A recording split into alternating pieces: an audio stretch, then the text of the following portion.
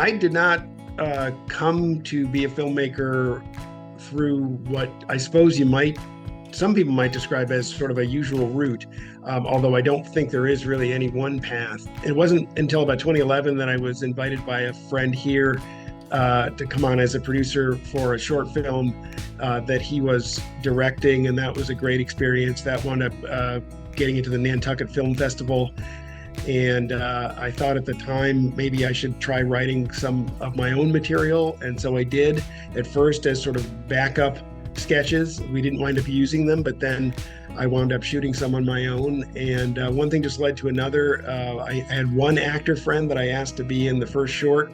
He brought in a couple of his actor friends. And since then, with a couple of those folks, I've made a dozen short films each and one feature film. And so really, I like to say, just use whatever opportunity you have to participate in something creative. And I think my philosophy has been use every opportunity to get another opportunity and try to make that next opportunity a little bigger and a little better, and just keep doing that.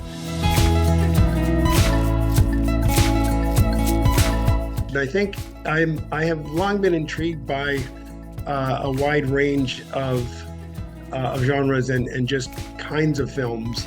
And I think maybe a common thread is the films that I'm most drawn to are really personal stories about the human experience.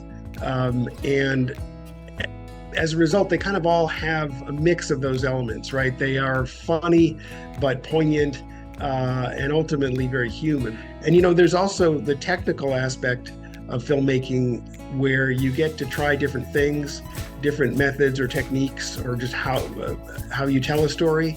And so I like the idea of being able to experiment. I like to use every project as an excuse to learn something new and to try something different.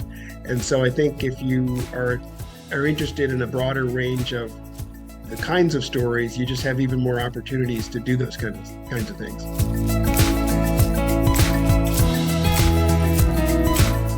I think probably, how do you shoot a film in a lighthouse?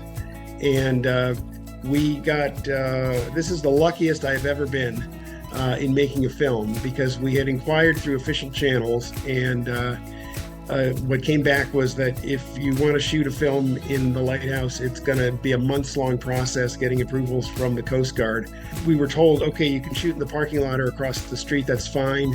But if you want to shoot in the actual lighthouse, that's going to be a much more involved process. And so we figured out a plan by which we could ostensibly just shoot as they had instructed us, just outside, and then basically find another way to get the interiors somewhere else on green screen or something like that. And we showed up at the site ready to just shoot some exteriors in the parking lot and across the street. And Steve was decked out in the full lighthouse keeper regalia. And we happened to be just right when he got out of the car, we saw someone in the upper private parking lot getting out of his truck. And he walked down and kind of diverted to us because he noticed us with Steve in the lighthouse keeper uniform. And he said, "Hey, what are you guys doing?"